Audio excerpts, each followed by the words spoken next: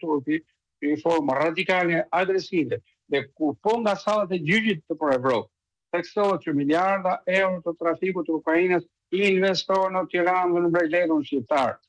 Kanë ardhur ministrat belg në Shqipëri, kanë ecur me ditë të tëra. Edhe në Kosovë, sepse krimi rajonal në Shqipëri, Malizi, Serbi është goxhaj radikalizuar, pra në lëmën e vet dhe në zgjerimin e territorit për të investuar para në fizë dhe para pastruar atë, dhe ku këta e ngrenë të alarm në këto nivele, struktura e posaçme ka pamjaftueshëm ndoshta burime njerëzore se duhet nga një spak për bank, po nga ana tjetër duhet nga një spak për ministër. Na duhen Patjetër, te spaku, Çollaku i diçka të fundit. Altin Domani i mbaron mandati, pritet që të ketë një drejtues ri spaku. A do kemi ndryshime apo do vijojë e njëjta muzikë? Unë besoj që me ardhen e administratës Trump, mesazhet ka qenë të shpeshta, të përsëritura, më të qarta dhe mbështetja e ofruar sërish strukturës së posaçme në deklaratën e ndjeshme të ambasadës amerikane ku u pyet për të bashkëpanderën Balluku, e cila është e bashkëpanderur me Zotin Rama, duke theksuar edhe një herë mbështetjen për SPAK, pra nëse vendimi është marrë nga gjykata, ishte një lloj mesazhi që ju duhet të vazhdoni në këtë drejtim të ushtrimit ndjekjes penale ndaj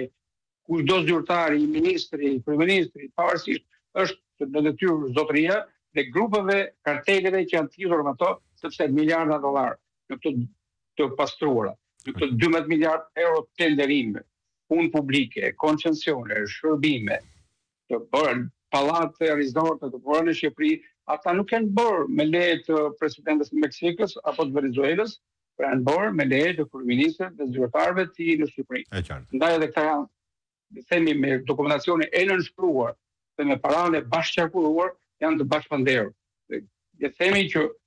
zgjedhja e drejtuesit të ri të strukturës, pavarësisht se ligji i mundson çdo prokuror të jetë një krye prokuror në vete për dosjen që kanë në përduar, besoj që të kemi një impuls të shtuar nëse gjykata kushtetuese në presionin e çdo turn të kryeministit, sepse është duke hapur shteku për të hyrë në zyrën e tij dhe për ta marrë të pandehur, do të tentojë të jap një bombë oksigjen kryeministrit në rastin e mos pezullimit të zyrës Balluku. Atëherë unë jam tërësisht i bindur që struktura e posaçme nuk do vënojë pak orë për të kërkuar heqjen e imunitetit të saj dhe mas arresti, siç janë edhe disa masa të tjera të gatshme për funksionarë të tjerë, për të tjerë të majorancës, edhe në rang të ministrat, për shkak tashmë se hetimet janë bërë 4-5 vjeçare dhe janë drejt fundit, drejt përfundim, ndaj duhet vepruar dhe atyre subjekteve që kanë konsumuar të vepra të rënda penale. Them që struktura e posaçme do bëhet më posaçme sa deri tani. Çollaku, falenderoj që ishe me mua në këtë bisedë. Faleminderit ju. Sigurisht, televizion ka minuar të ndryshme për përcjellje informacione.